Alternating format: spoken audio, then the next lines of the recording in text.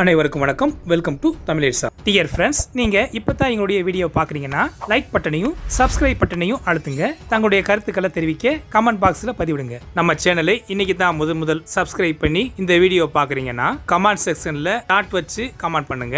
அதே மாதிரி இல்லங்க நீங்க ரெகுலரா போடுற எல்லா வீடியோவும் நாங்க தினந்தோறும் பாக்குறோம் என சொல்லுறவங்களா நீங்க இருந்தீங்கன்னா கமெண்ட் பாக்ஸ்ல ஹாய் போடுங்க. நீங்க கமெண்ட் செக்ஷன்ல போய் போடுற ஒவ்வொரு கமெண்ட்டும் ஆதரவாக இருந்து ரெகுலரா நாங்க சிறப்பாக வீடியோ போட உத்வேகமாக இருக்கும். வாங்க வீடியோக்குள்ள போகலாம். இந்தியாவுக்கு ராணுவ உபகரணங்களை ஏற்றுமதி செய்வதற்கு தடை விதித்துள்ளது என்று வெளிவந்த செய்தியை பற்றி இந்திய வெளியுறவுத்துறை அமைச்சகம் நிராகரித்திருக்கிறது என்று ஒரு அறிக்கையில் அதிகாரப்பூர்வ செய்தி தொடர்பாளர் ரந்தீர் ஜெய்வால் இப்படி வெளிவந்த செய்தி போலியானது என்றும் இந்தியாவுக்கு பாதுகாப்பு ஏற்றுமதிகளை தடை செய்யும் அதிகாரப்பூர்வமான துருக்கிய கொள்கை எதுவும் இல்லை என தெளிவுபடுத்தியிருக்கிறார். அது என்னமோ துருக்கிய பாதுகாப்பு பொருட்களை விற்பனை செய்ய துருக்கிய ராணுவம் SSP மற்றும் வெளியுறவு அமைச்சகத்தின் ஒப்புதலை பெற்று விற்பனை செய்யும் என்று கூறியிருக்கிறார்.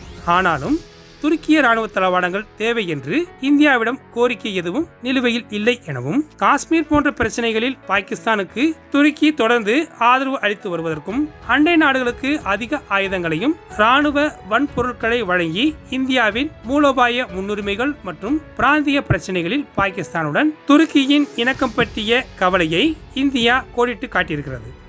அமெரிக்காவின் போயிங் நிறுவனம் 2020 ஆண்டு மட்டும் வெளிநாட்டு ராணுவ விற்பனை திட்டத்தின் கீழ் $3 பில்லியன் ஒப்பந்தத்தின் மூலம் 15 சினுக் ஹெலிகாப்டர்களை டெலிவரி செய்த நிலையில் அமெரிக்காவின் போயிங் நிறுவனம் இந்தியன் ஏர்போர்ஸுக்கு கூடுதலாக CH-47F Chinook heavy lift transport ஹெலிகாப்டரை விற்க அழுத்தம் கொடுக்கிறது.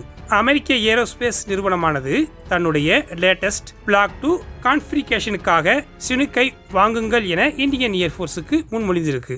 பிளாக் 2 மேம்படுத்தல் திறனில் குறிப்பிடத்தக்க ஊக்கத்தை வழங்கி அடிஷனலாக 4000 பவுண்டுகள் பெரும்பாலான பேலோடுகளுக்கு எக்ஸ்டெண்ட் மிஷன் ரேடியேஷன் கொண்டு ட்ரூப்ஸ் எக்யூப்மெண்ட்ஸ் அண்ட் சப்ளைகளை லாங் டிஸ்டன்ஸுக்கு கொண்டு செல்லும் வகையில் அதிகரிக்கப்பட்ட கேப்பபிலிட்டிஸ்களை கொண்டு இமிடியேட் பெர்ஃபார்மன்ஸ் இம்ப்ரூவ்மெண்ட்டுகளுடன் பிளாக் 2 டிசைன் ஃபியூச்சர் அப்கிரேடுகளை மைண்டில் வச்சு கட்டப்பட்டிருக்கிறது. இது இந்தியன் ஏர்ஃபோர்ஸுக்கான பிளாட்ஃபார்ம் பயன்பாட்டு தொடர்ச்சியை உறுதி செய்யுது. மேலும் இது ஏர்கிராஃப்ட் மெயின்டைன் எபிலிட்டியில் மேம்பாடுகளை கொடுத்து அப்கிரேட் ரேடார் சிஸ்டங்களில் தன்னம்பிக்கையை அதிகரித்து பராமரிப்பு தேவைகளை குறைக்கிறது. ஒரு எளிமையாக பயன்படுத்தப்பட்ட ஃபியூல் சிஸ்டம் ஒட்டுமொத்த பராமரிப்பு சுமை மற்றும் செலவுகளை குறைப்பதன் மூலமாக நீடித்து உழைக்கும்.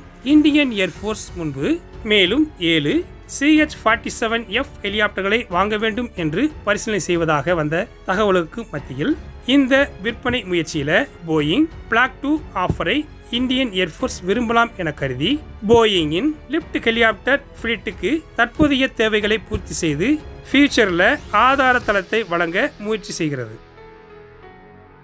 ஈஸ்ட் லடாக்கில் உள்ள பாங்காங் ஏரியின் குறுக்கே சீனாவின் பாலம் கிட்டத்தட்ட கம்ப்ளீட் ஆகியுள்ளதாக செயற்கைக்கோள் படங்கள் காட்டுகின்றன. கிழக்கு லடாக்கில் உள்ள பாங்காங் திசோவில் குறுக்கே சீனாவின் கட்டுப்பாட்டில் உள்ள பகுதியில் உள்ள பாலம் கிட்டத்தட்ட முடிவடைந்து விட்டதாக சேட்டலைட் இமேஜ்கள் காட்டுகின்றன. இதன் கட்டுமானம் எப்ப தொடங்கியது என்று சரியாக தெரியவில்லை.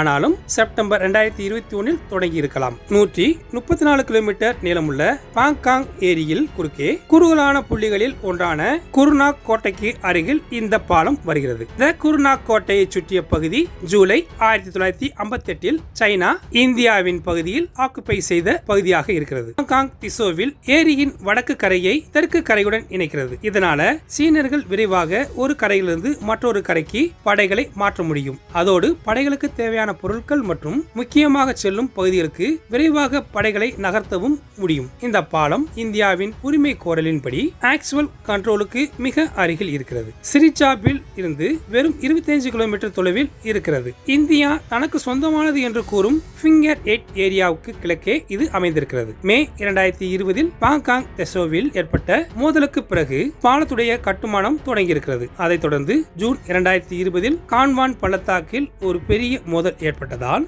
20 துணிச்சலான ராணுவ இந்திய சிங்கங்கள் மற்றும் எவ்வளவு பேர் என்று அறியப்படாத எண்ணிக்கையிலான சீன வீரர்களின் உயிரை கொன்ற கான்வான் பள்ளத்தாக்கு மோதலில் இருந்து இந்தியா மற்றும் சீன துருப்புக்கள் நீண்ட காலமாக மோதலில் ஈடுபடுகின்றன.